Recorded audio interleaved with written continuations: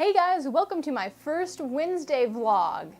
See, now I actually had a topic scripted out for this week, but last second I changed my mind and decided to talk about something else. So really recently I've been knocked off my riding horse because of a lot of different things, and that's part of the reason that I've been absent, is I just felt kind of depressed about my work, felt like I wasn't good enough anymore and that I shouldn't be giving advice. But I wrestled that horse down and I'm back on it. Today I want to talk about getting back up after you've been knocked down. Now, this isn't easy no matter what you do, but since riders tend to be especially sensitive about their work, sometimes it completely wrecks us when somebody tells us that our work is crap. And even though I'm not as sensitive as I used to be, I got a letter from my editor saying that I needed to rework a bunch of stuff on my manuscript before we could move forward with it. Now, this isn't to say bad things about my editor, because I love my editor to death. I love that she's honest, I love that she's straightforward, and she isn't mean to me. So this isn't a hate message directed towards my editor,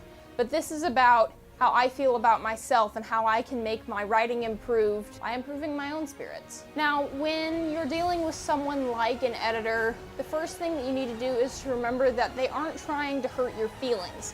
They're trying to make the manuscript better, and if there's problems like I have in my manuscript, then there's no way you want it released to the real world, because if it was released to the real world exactly as is, you're gonna hear the same thing in a worse tone from other people. Second thing in the case of an editor is that you've paid this person for their opinion, so don't give up if they give you some negative feedback, because you're always going to get negative feedback from an editor of some kind. Unless you're a super perfect writer, in which I hate you and I want you to go away. But it's always good to remember that you've paid for this advice, so you should probably take it. And the third thing with regards to an editor is that you can take a few days to just absorb it. I mean, that's what I did. I haven't written in, I think, maybe 4 weeks, which is more than a few days, but I've also been busy starting a job and trying to look for a place of my own and this, that, the other. You know, typical writer excuses. But more often than not, we act on emotion, and if we take a few days to absorb what's happened to us, then we start to think more logically again.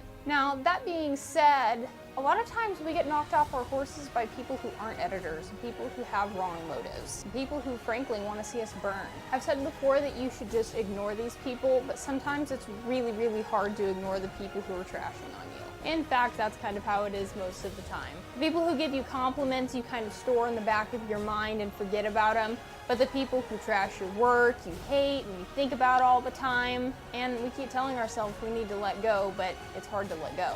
But as part of fixing my manuscript, recently I've been doing a lot of physical research, not just reading, but going out and interviewing people and talking and observing. And I've come to find that most people have reasons behind their actions. Now, I'm not going to name any names, but there's a certain customer who comes in the store every single day who you can tell has a lot of problems in their life. And this specific person goes back and forth between being extremely rude to me and flirting with me. But I've come to learn that this is somebody who expects things out of women. But as I've observed this person, I've learned that this isn't something that they just decided one day.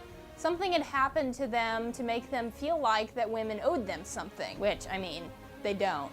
I don't. But it's worth remembering, both in your writing and for in life, that people react more than they act. He came to this conclusion because obviously some woman in his life had done something to devastate him. Whether that devastation was justified or not, I don't know.